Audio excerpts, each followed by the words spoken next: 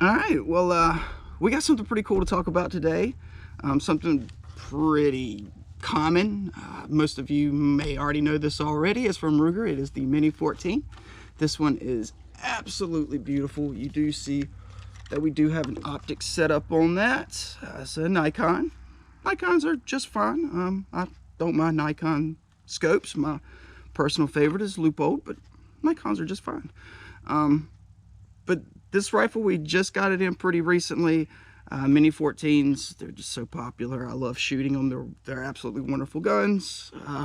This one looked beautiful, so let's just go on out to the range and shoot it, and then we'll talk a little bit more about it.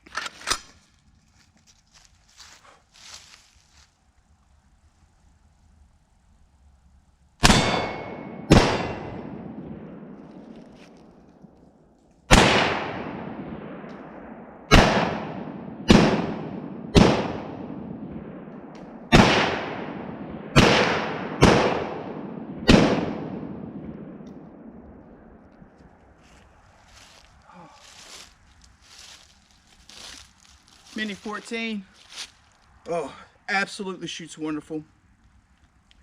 Good scope, really close to use scope. Shoots absolutely great though, as you would expect. If many of you are familiar with the Mini 14, then you know what it is.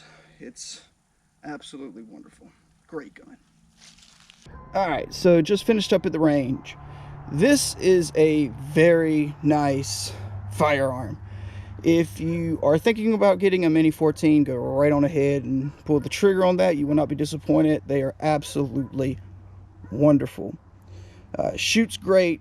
The optic on this, dead on. It's very nice. My only complaint about this is not even a complaint. Not even a complaint. It's just a difference of opinion. That's it. I'll show you. See that back sight right there? Yeah. See, that's no good to me. I'm a huge fan of open sights, and I like shooting with open sights. Absolutely love them.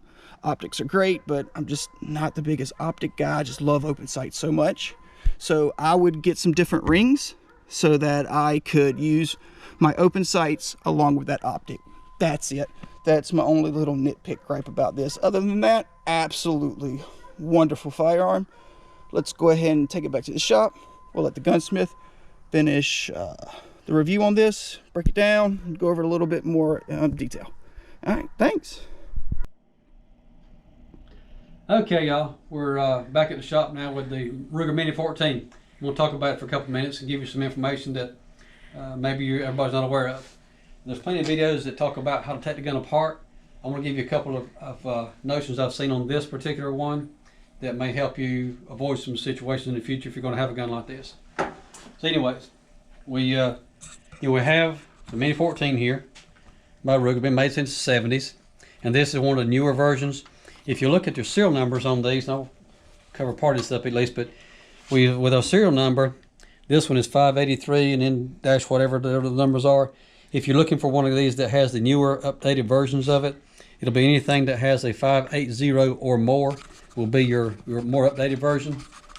And this gun has all the new features that they've evolved over the years that they've been making the gun. Okay. Well, one thing I want to show you was with the maintenance of the gun. You can think about the fact that its granddaddy, for example, would be the M1 Garand, from World War I, World War II use, and then evolved into the M14. Which you start off with the Garand was a 30-06 cartridge, and the M14 turned to be a 308 cartridge, very similar basic design as the Garand. And here we have the mini version of that. And there it's because that's where it gets its name, the Mini 14. It's a mini version of the M14 military rifle. It shoots the 5.56 cartridge, all right? And the same ammo as the typical, your AR-15 would shoot, except it's a very different design. This is all steel versus your AR-15s are going to be aluminum for the most part, as far as the receiver and the upper part of it goes. But here we have all steel construction. They're going to be, in that case, a little more expensive to make, okay? But at the same time, you've got all steel versus aluminum, so it's going to hold up a lot better long term. And And because it is a military gun, it comes apart really easy. I'll take a quick spin right here and show you some of the basics of how to get into it real easy. We'll take our magazine out, all right, and we'll check and make sure, all right, the gun is empty. And I like to use a good sized punch in the hole back here to take it apart and get into the guts of it. We're going to just put a little tool, post a little tool here in our trigger guard, pull it back a little bit, rotate it forward. That disengages your trigger pack from inside the frame. Lift it straight up. All right, and daggone, there's your whole trigger assembly comes out all in one piece. Oh, while I'm thinking about it, you see the trigger assembly here has this little, I'm gonna say kind of a T shape that's milled into it. And we take and that allows us to take our stock off, get it out of the way. I'm not going to take it off because the strap's on here right now, and I'll show you why, because I can't go any further anyway. All right, but we're taking the trigger out of it. I'll rotate a little bit toward the camera here, and we can see in put a little light that might help you too. In your side of your receiver, you have a slot milled into the inside of the receiver. This is where your trigger assembly goes. So when you put the trigger back in it, all you have to do is make sure that this bar is lined up with that slot. So it'll fit just like this and drop straight down. And when you rotate the trigger guard down, you're pulling this latch or this notch fits into the slot again on the receiver. So it locks in and holds your stock together. All right. With that being said, to get the gun apart to clean it, we would pull our recoil spring forward, take our guide rod out, and you can see the guide rod is tapered on one side, so it fits back into this cup one way. Right. And then with that being out, you can, if you turn the gun over, it's going to fall out anyway, so you can push this pin out and take out the cup that holds your guide rod in. And again, you can't put it in wrong because it has a flat on it. It's got to fit on the bottom against the barrel on that side of it. Okay. And then to go further, you would pull your bolt assembly out. To do that, we have to pull our pulling our action rod back, rotate it and bring it out. We can't do that because our top cover is in the way. So to get the top cover off, we typically would just push it down in this case, snap it off the barrel. But what I found with this particular gun is whoever has mounted the scope on this thing sometime in the past didn't realize this maybe, but they've mounted the front scope ring is mounted just forward of the base. Because of that, it will stop the top cover from coming off. So we can't get the rest of the assembly apart without taking the top cover off. So now we're kind of stuck in going any further as far as taking it down because of the scope being in the way. That's the point I want to show you. I recommend if you're going to use a scope on a gun like this, you make sure that when the scope's mounted, that the base or the base of the ring is back behind the very top edge or back edge of your top cover.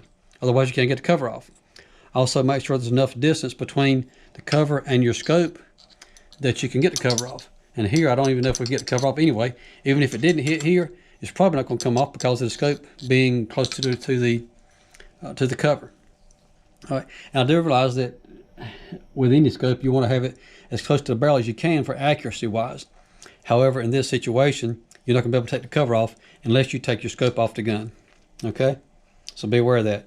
Another option you might want to use is if we were to use some taller scope rings or a see-through ring might be a good option. If you put a see-through ring here, it brings the scope up higher from the top of the gun and also gives you enough clearance that you can quite possibly be able to use your open sights, so you can see through your open sights through here into your front sight. All right. So with that being said, that's kind of what I found on this one anyway. We'll roll it back up, get it where I can put it back together. So we're going to put our receiver cup, all right, our guide rod cup back in place, put our pin in it. And see, there's nothing to punch or beat out by this. It's made to just slip right back in place. Put a recoil spring back in its slot, in its pocket rather. I'm going to compress that spring, put it in here. You can see our guide rod has a cup shape to it. It's made to fit right back in to your receiver cup and fit onto the cross pin so it can't rotate while it's operating. All right. And we'll just put our stock back up here and make sure our sling is positioned so that it stays the right direction when we put it down. And here we go with our trigger assembly. Catch the slot right back down. We'll pull our trigger guard down, let it snap into place. There we go. And that's that. Okay, with that being said, and one other thing I'll show you right quick about this particular gun too, that's a bit of a requirement to get the magazine in. All your magazines are going to be made with a hole in the front of the magazine, and it fits down into the inside of the receiver where you have a little bitty detent, or a we call it a protrusion here. Index pin is what it amounts to inside the receiver. So that hole has to match up with your pin down there. So you're going to have to put your magazine in a little bit angled all the way to the bottom, so you catch that hole and rock it back, and now it clips into place. All right. So there we go. Then we'll put it back together. That if you want to learn more about how to take these things apart completely and clean them and lubricate them, there's plenty of videos out there that talks about that kind of thing. Where you can give me a call here, we can talk about it if we need to. But just be aware, if you're going to use a gun like this with a scope mount similar, that you make sure your scope rings are mounted not beyond the front edge of the receiver, so you'll be able to get your front cover off and be able to get it apart and clean it. All right. So there you go, guys. That's my 2 cents about the Ruger Mini 14. A daggone good gun. I like the wood stock on it myself. I favor this myself personally. I would rather have this than the R15 myself, but that's just me. You know, the R15 has a lot more options available, a lot more configurations you can make it do for what you want it to do. But for me, I'm a fan of this gun big time. Okay. Well, thanks for watching us, and let me know if we can help you out with anything at Maverick Gun Works.